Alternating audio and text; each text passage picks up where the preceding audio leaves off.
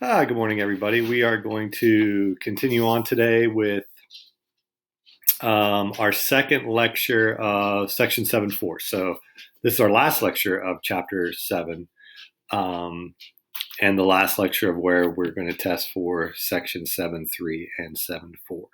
So this is very closely related to what you did yesterday with your empirical formula calculation. And for the most part, those empirical formulas, those are the simplest ratios. Those are the simplest way that a formula can be written. And for an ionic substance, that's how empirical formulas are written, in that simplest form.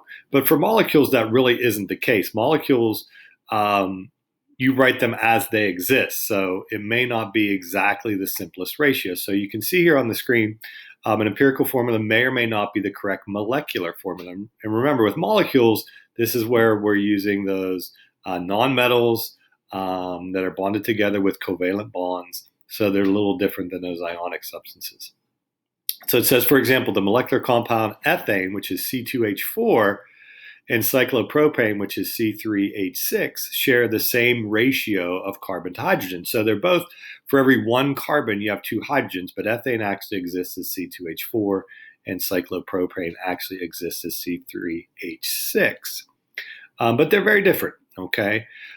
So if we did an empirical formula problem for data that was collected from ethane and cyclopropane, you would get the same answer. You would get CH2.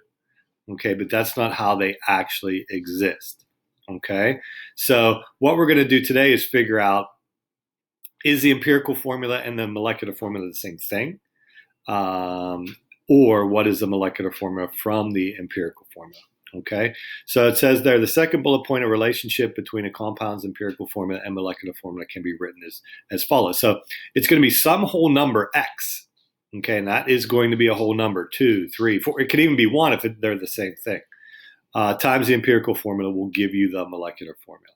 Okay, and how we find that whole number value is by taking the molecule's mass, or the molecular mass, and it says there in parentheses it has to be given in the problem, okay, divided by the empirical mass. And this is usually what you have to find, okay? So if you don't have the mass of the actual molecule, or what the mass actually is, you can't do these types of problems. So you'll be given that in your problem, okay? So let's try one. All right, so you can see here it says the empirical formula of trichloroisocyanuric acid, the active ingredient in many household bleaches, is OCnCl. The molecular mass of this compound is 232.41.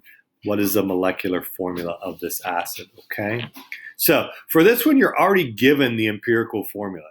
The ratio from O to C to N to Cl is all 1 to 1 to 1 to 1. Okay, and you're given the molecular mass. So we have to figure out that X value. How many times larger is the molecular mass than the empirical mass? Okay, so here's the molecular mass that's given in the problem. Whoops, let me go back, sorry. And that's 232.41. Okay, now we need the mass of this empirical formula put here on the bottom. So that you'll have to figure that out using your periodic table. So I'll do that real quick. We have O, which is 16, plus C, which is 12.01, plus N, which is 14.01, plus Cl, which is 35.45. And that's 77.47. Okay, 77.47. So we're going to figure out what that equals. This one has to come out to be a whole number, because you have to have whole elements, okay, whole atoms, that you can't have a different set of atoms, okay?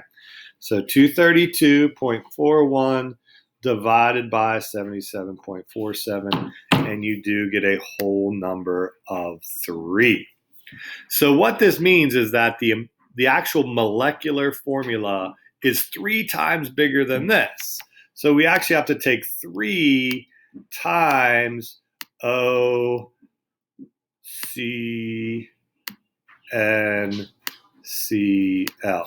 Okay, I know that looks terrible. I'll try to make the formula look a little better.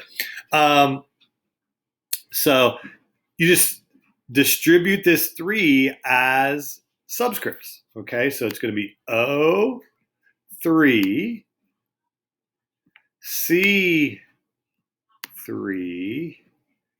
N3,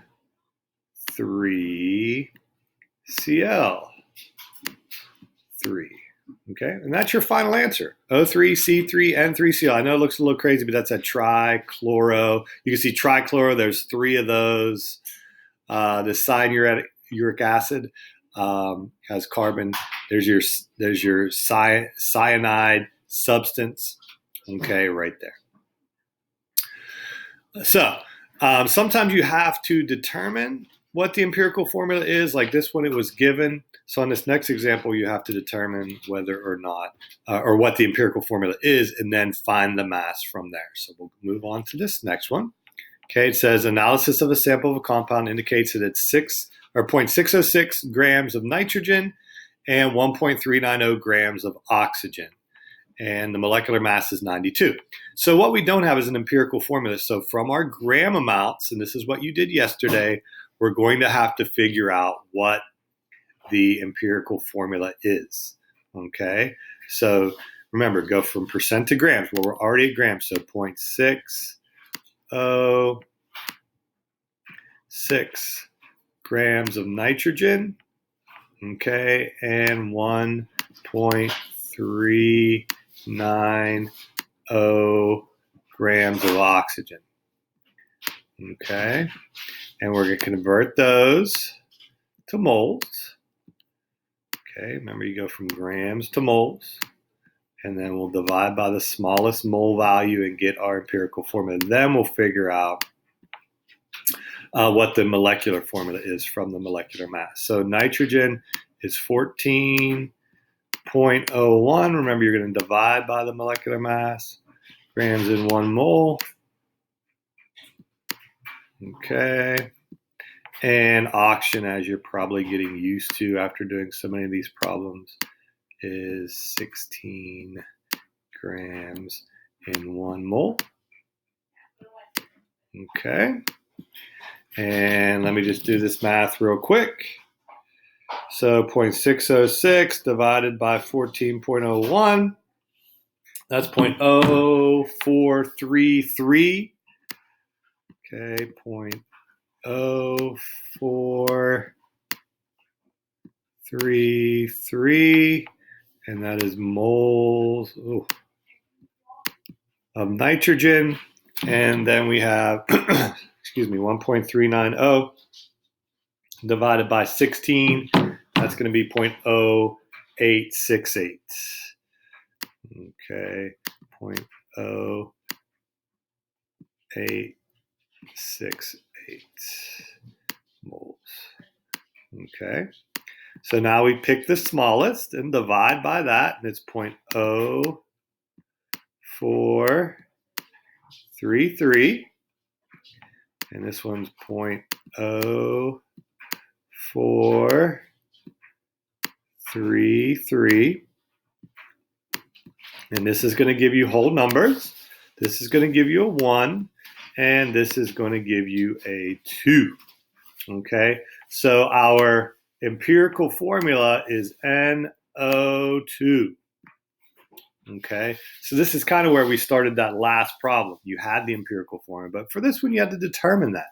Okay, you had to figure out what the molecular formula was. So now we have to figure out, is this the actual formula, or is this just the simplest ratio? So we have to get that X value. Okay, and that X value is going to be your molecular mass, which is given in the problem. Okay, that's 92, divided by the empirical mass. So 2 O's and an N. So 2 O's is 32, and then N is 14.01. So when we add those, we get 46.01. Okay, remember, this has to come out to be a whole number. You might have to round a little bit, But 92 divided by 46 is 2. So again, what this means is that the molecular formula is twice as large as the empirical formula. So we have to take 2 times, I'm moving up here to the top, NO2, and to get our final formula of, and our final answer, N2O4.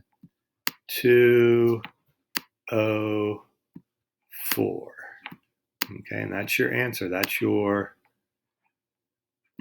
molecular formula. Now, a good way to check your answer, and you could have done this on the last one as well, is to add up your molecular mass of your final answer, and it has to match the molecular mass that's given in the problem. So if we were to do this, 4 O's is 64 plus 28.02 gives you right around 92. So you know that you're correct. So that's a great way to always check your work to make sure that they match up. If these aren't the same, then something is incorrect. Okay? So today there's just a couple problems just like you had here for your homework. It's pretty simple. There's just 2 problems for you to do. Make sure you check your work with the provided answer key and then mark the assessment that you completed the assignment.